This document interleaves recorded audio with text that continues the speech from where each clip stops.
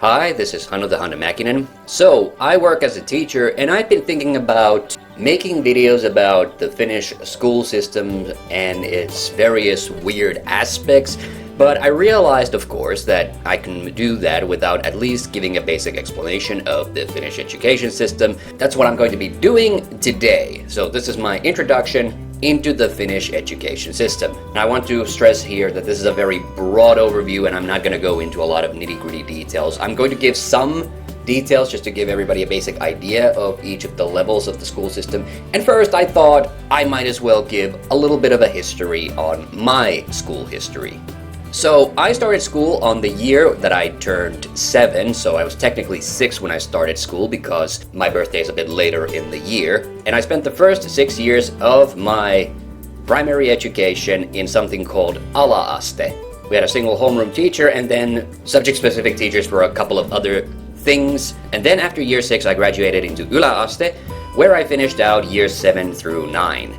The school was only down the street, but it was very different because now all my subjects had specific teachers. After year 9, I then applied to lukio, or Finnish high school, and I graduated in 3 years doing my ylioppilaskoe, or matriculation examination, in the spring of my 3rd year. I then had to take a year off from school to go finish my conscription service in the military, which I didn't end up doing because I dropped out in the middle of it. So the next year I spent working as a school assistant, and then on the spring of that year I finally applied and got into university.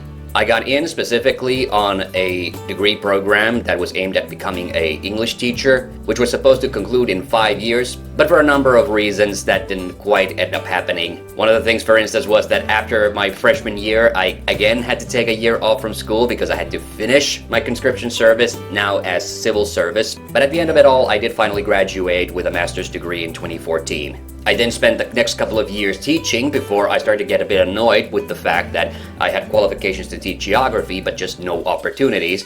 So then I kind of went back to university in a non-degree based fashion to get my qualifications to teach biology, and that took me about 3-ish years because I was going off occasionally to work. In all fairness, I could have probably finished all of my biology studies in a single year, but for bureaucratic reasons I wasn't allowed to.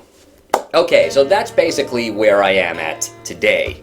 Now obviously some of the subject contents and when certain subjects start in Finnish schools have changed since I went to school, and one big difference is, for instance, that matriculation examination, which I'm going to mention, I had to actually do on a piece of paper, whereas these days it's a completely electronic exam. When I went to school, required school attendance age was from the year you turned 7 until the year you turned 15, but since 2021 it's actually been until the year you turn 18. And the reason for that is pretty obvious because the biggest Finnish decision makers decided a few years ago that young people really needed to get at least a secondary level education before they could enter the workforce. And there are a few really practical reasons for that, which I'll get into. But now let's start talking about the Finnish education system as it works today. And one other big difference, something that I didn't mention here, is the fact that when I started school, I had never attended preschool, because back in my day, it was not required, but these days it actually is. My sister, who is 2 years younger than me, did attend preschool, and I am still a little bit bitter about that fact because I will admit I had a few struggles during my first year of school. So because I don't have any first-hand experience on preschool, I can't really vouch for what they actually do there on a daily basis.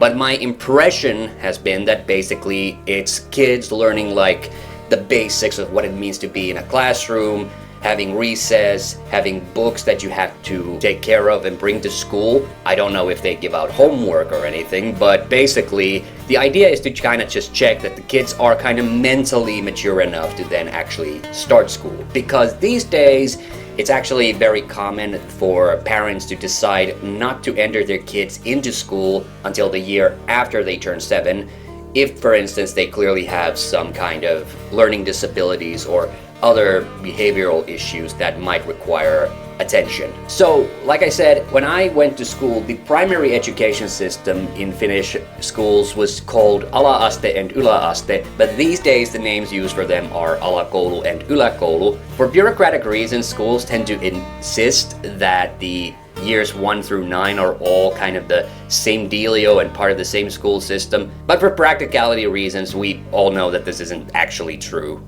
Yläkoulu is noticeably different to alakoulu, not just because you have subject-specific teachers for every subject, but also because the grading standards will also become a lot more strict during those years. It's actually quite a noticeable shift to go from year 6 to year 7. So just to say, generally on years 1 through 6, this is where kids will spend year 7 through 12 roughly of their lives. And like I said, you usually have a single homeroom teacher who tends to teach you most of the subjects that you will be taught. During years 1 and 2, it's primarily stuff like Finnish and mathematics, but not a lot of academic subjects. Mostly it's stuff like PE and art and crafts and things. Religion is a subject in Finnish schools, and this is one of those things that I really want to talk about. And it already starts during year 1. Non-denominational children, however, do have the option of choosing ethics instead. In the middle of years 3 and 4, you start getting more and more different subjects. Environmental studies, which I guess you could say science, but you know, it's basically biology, geography, chemistry, and physics just all rolled up into one.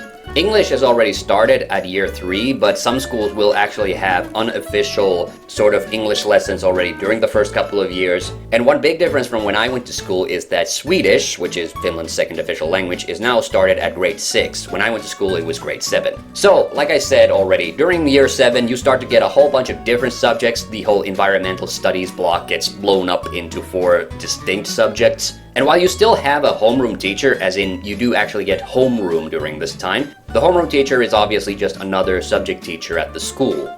Or, you know, a guidance counselor or something like that. Another reason for why the required school age was bumped up to 18, if you got held back a year, for instance, during your primary school years, there was a real risk that during year 9 you could just leave school without getting a primary school diploma of any kind. I think this was another concern that the Finnish decision makers had, that why they decided to bump up the school requirement age up to 18. Now I want to stress here though that holding someone back a year is relatively rare in Finnish schools, however. And my experience is that Finnish schools will try to find all kinds of other solutions to basically make sure that that isn't required in any way, shape, or form. Now, there are obviously quite a lot of different secondary school options, but I'm going to focus in this video on the 2 most popular ones, which are ammattikoulu and lukio, or vocational school and Finnish high school. Now, I have no first-hand experience on vocational school, so sorry, I'm going to Wikipedia wizard my way through this one. But basically, in vocational school, as the name implies, you enter it with the intent of getting a diploma that makes you qualified in a specific vocation or field. That is to say that once you graduate, you have the basic requirements for some kind of a job, which might include anything from the auto industry, construction, transportation industry, or cooking industry, for instance. Vocational school takes place over 3 years, and in the day-to-day school stuff, you're basically studying the same subjects that you were during the years 7, 8, and 9, but the actual school attendance stuff is actually quite secondary, and the much more important part of vocational school is that you get a work practice location where you get to actually learn on the job. You can probably guess why vocational school is so popular as a choice, because you basically then are fit to enter working life immediately after you graduate. But the drawback is that you maybe don't have as many options for continuing schooling if you want to do that, but I'm not saying those options don't exist. I'll get into those in a bit.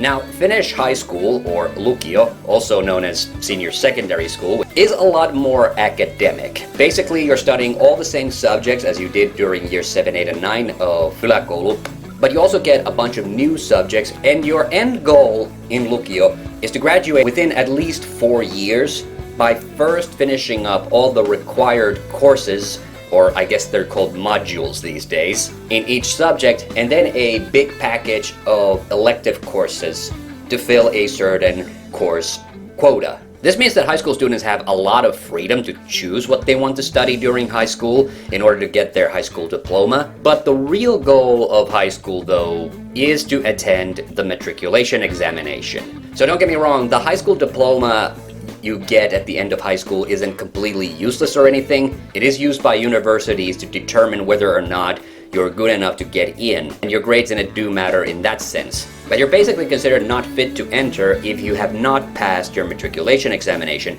the Finnish name of which, ylioppilaskoe, literally means the university student's exam. So what is the ME?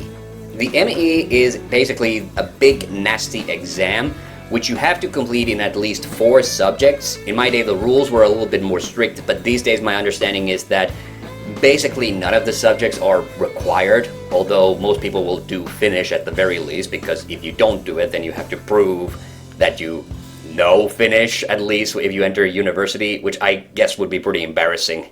And the grades that you get from the ME will be used to determine by universities when you apply to them whether or not you'll be suitable enough to study in their faculties, for instance. Now, like I said, I took my ME in the spring of my 3rd year, but it is possible to spread out your ME across 3 consecutive school terms. The only limiter these days is that after those 3 terms, those grades will be packaged into your full ME score. But these days there's nothing really stopping you from just retaking the ME as many times as you like. Even if you graduate high school, all you have to do then is register and pay the registration fee, and you can just attend ME the following year if you want.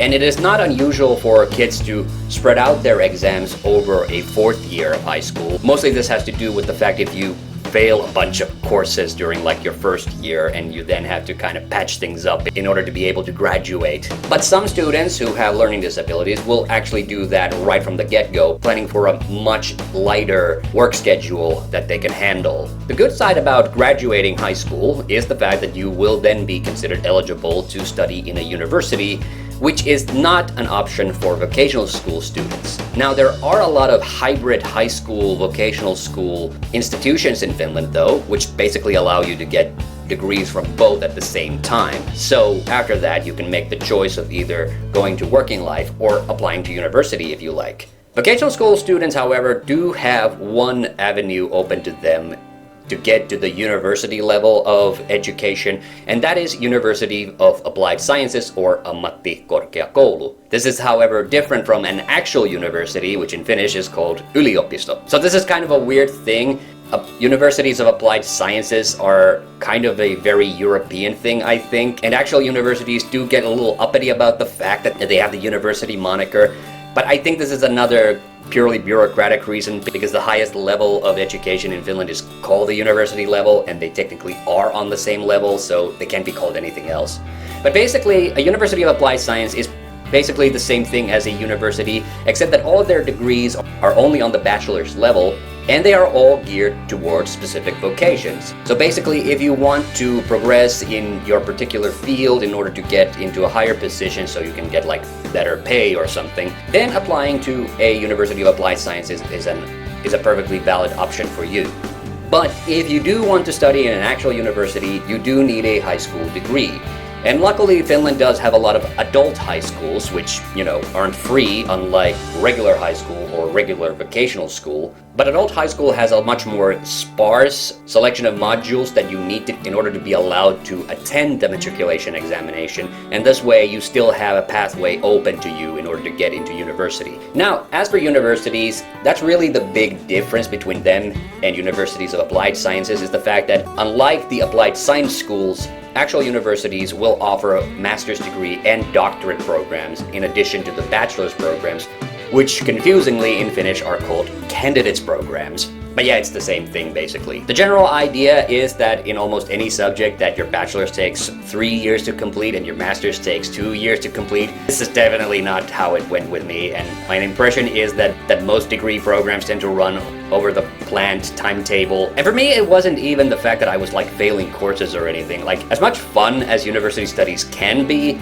their student counseling methods are frankly a little lacking. But the one positive that I can say about the Finnish university system is that it's very flexible, and for instance, even though my bachelor's was dragging a little bit, I was actually able to do some of my master's degree studies already before I had officially gotten my bachelor's. In fact, the funny part is that I technically graduated from both of my degrees in the same calendar year.